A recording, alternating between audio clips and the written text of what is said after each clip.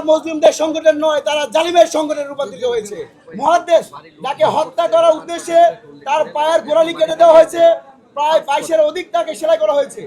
আমরা ভেবেছিলাম জামাত শিবির একটি মুসলিমদের সংগঠন, কিন্তু আমরা দেখতে পেয়েছি তাদের যে চিরাচরিত অভ্যাস 71-এ নারীদেরকে বুকবিলাসী পণ্য হিসেবে আবির্ভাব করা এবং 24 গণঅভ্যুত্থান পরবর্তী সময় জামাত শিবিরের বিভিন্ন নেতাকর্মীরা ঢাকা বিশ্ববিদ্যালয়, জাহাঙ্গীরনগর বিশ্ববিদ্যালয়ের শিক্ষার্থীদেরকে বিভিন্নভাবে কটূক্তি করে আসছে। ব্যবসাখানা থেকে শুরু করে ভয়াবহ শব্দচারণ তারা করছে।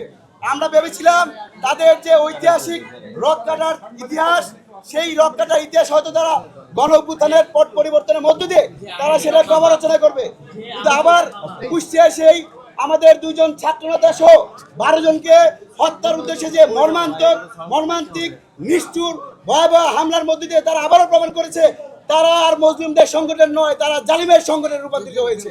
যারা সেই হামলা যারা আহত হয়েছিলেন, আমাদের 2 ছাত্রনেতাকে আজকে হসপিটালে দেখার জন্য গণপ্রজাতন্ত্রী বাংলাদেশ সরকারের প্রবাসী কল্যাণ ও বৈদেশিক কর্মসংস্থান মন্ত্রণালয়ের মাননীয় প্রতিমন্ত্রী জনাব নুরুল হক নূর আজকে এসেছিলেন। তিনি দেখেছেন তাদের যে মুমূর্ষু অবস্থা।